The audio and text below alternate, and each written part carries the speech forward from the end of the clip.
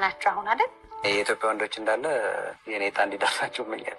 ልጄን አይ ቲንክ 4 ወር ወይ እንደዚህ 5 ወር አካባቢ በጣም ከባድ ህመም ውስጥ ነበር እና ላይክ ልጄ ሆዴ ውስጥ እንዳለ ኦፕሬሽን መሰራት ነበረብኝ እና በጣም ከባድ ጊዜ ነው ያሳለፈው። የዛን ጊዜ መወለድ ይችላል፣ ጤነኛም ልጅ ይፈጠራል።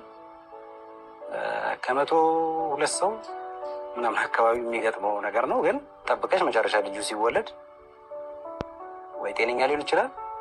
ትዳር ላይ ቃል ሲገባ በጣም ከሚያስደነግጠኝ በህመሟ፣ በችግሯ፣ በሀዘኗ፣ በማጣቷ፣ በማግኘቷ ወንዱም እንደዛው ላልለያት ይባላል እና ወልጄ አልሄድኩም ቤተሰብ ጋር። እሱን ያረሰኝ የመጀመሪያ ልጄንም ሁለተኛ ልጄንም እሱን ያረሰኝ። እንደሱ አይነት ሰው አለ ብዬ አላስብም። ምን አይነት አራሽ ባል ነው? እስኪ ምንድን ነው የሚዋጣል? በክትፎ ነው የሚያረሰኝ። በክትፎ ነው የታረሽ እንዴ? ከባድ ይሄ ወዝ ዝም ብሎ አልመጣም ማለት በስድቡ የተከፉት አብሮኝ ቤተሰቦቼ እሷ ነው እንጂ እኔ አላማው ስለነበረኝ ምንም አልመሰለኝ። ብዙ ሴቶች ያለ አባት ልጅ የሚያሳድጉ ብዙ ሴቶች አሉ።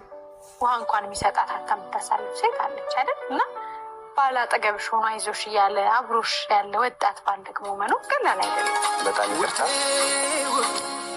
የኔው ነሽ ስሜቴ ባይን የሚገባሽ ውዴ